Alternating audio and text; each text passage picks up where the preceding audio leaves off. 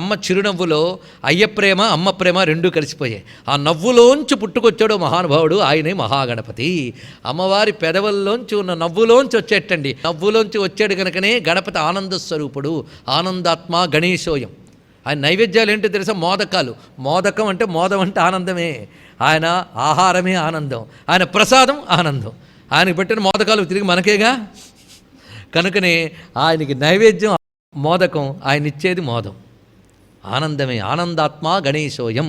అందుకే రసశాస్త్రంలో కూడా గణపతిని హాస్యరసానికి అధిపతి అంటారు. ఆయన తలంచుకుంటే చాలండి ఏడుపులన్నీ పోతాయి, ఏడిచే మొహాలు ఇంకుండవు. ఎందుకంటే పుట్టిందే నవ్వులోంచి, అమ్మవారి మందహాసంలోంచి పుట్టినటువంటి మహా తేజస్సు.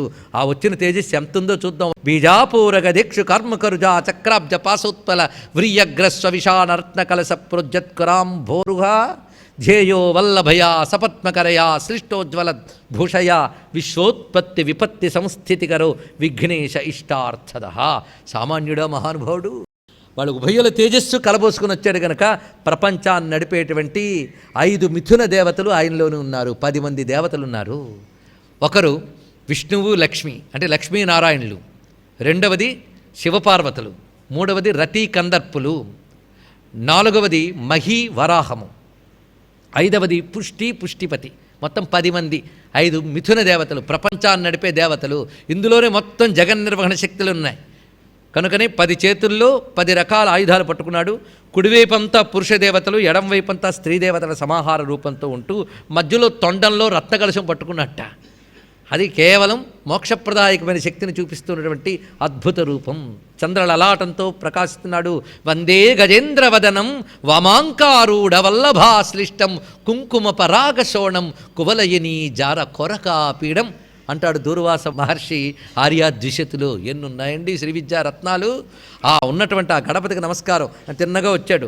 అమ్మా ఏం చేయాలమ్మా అని. నీకు చెప్పాలరా నాయన అన్నది ఆవిడ. ఏం చేయాలో నేను చెప్పాలా? చూసుకో ఏదో జరిగిందిట అన్నదిట. సరే బయలుదేరాడు ఆయన.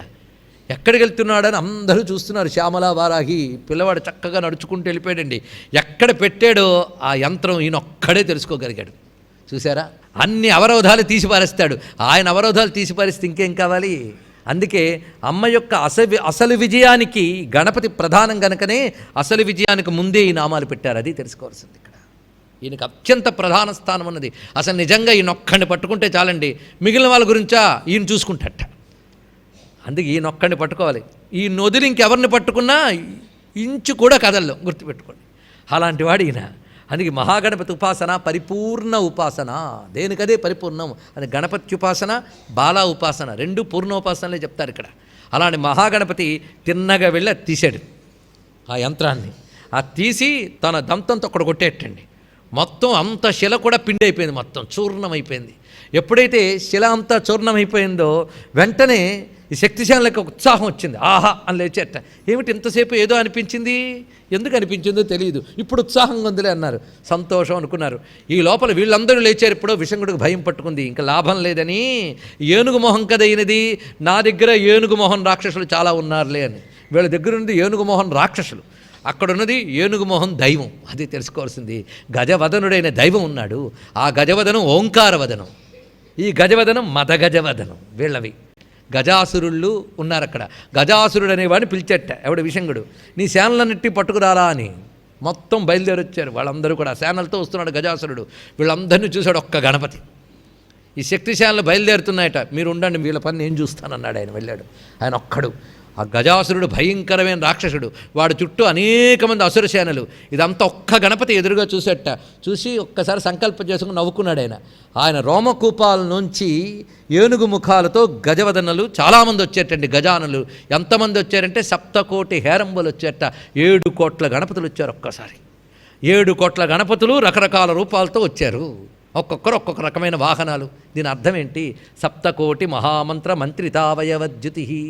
గణపతి ఓంకార రూపుడు, వేదస్వరూపుడు. వేదమంత్రముల సంఖ్య 7 కోట్లు. 7 కోట్ల వేదమంత్రములు రూపు కడితే గణపతి ఓంకార రూపుడు. ఆ వచ్చినటువంటి మొత్తం 7 కోట్ల మంత్ర రూపములు గణపతి రూపాలే. కానీ గణపతి అంటే ఇంకేమిటో కాదు, మూర్తి భవించిన వేదం. ఎప్పుడైతే ఇన్ని రూపములు వచ్చాయో మొత్తం గజాసురుడి సేనలన్నీ సంహరింపబడ్డాయి. గణపతి అవలీలగా గజాసురుడిని సంహరించాడు. తిన్నగా అమ్మవారి దగ్గరికి వెళ్ళాడు. అమ్మ ఇంకేం